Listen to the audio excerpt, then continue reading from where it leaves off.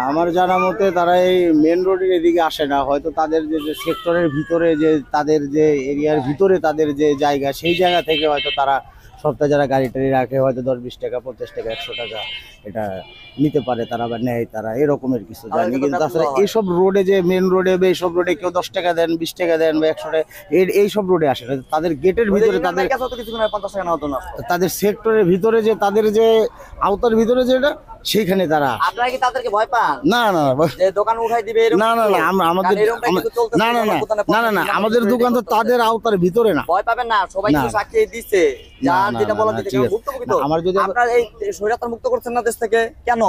Free ভাবে কি একটা জীবন যাপন করার জন্য? আমার যদি আবার ভিতরে দোকান থাকতো সেই ক্ষেত্রে আবার আমারেও তারা হয়রানি করতো বা আমার কাছে টাকা চাইতো, যদি আমার ভিতরে দোকান থাকতো বা রাখতাম ভিতরে। আপনি বলতে চাচ্ছেন যে আপনার কাছ থেকে নেই? না আমার কাছ থেকে নেই, ভিতরে যে দোকানগুলো আছে এখান থেকে।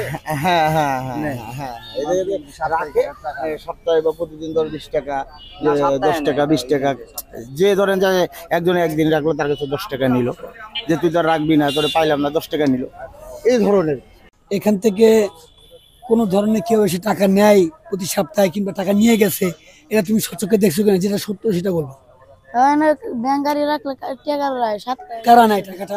সিকিউরিটি দিনে রাইতে দেয় করে। আচ্ছা, এটা এই 3 নম্বর যে সেক্টর তারা? হ্যাঁ, 13 নম্বর। কে নাই টাকা? নামটা কি জানো? এর নাম চিনি না, কিন্তু সিকিউরিটি কত দিতে হয়? 7 টাকা। সপ্তাহে 20 বারে 100 টাকা লইবে। হ্যাঁ, 100 টাকা সব দোকান।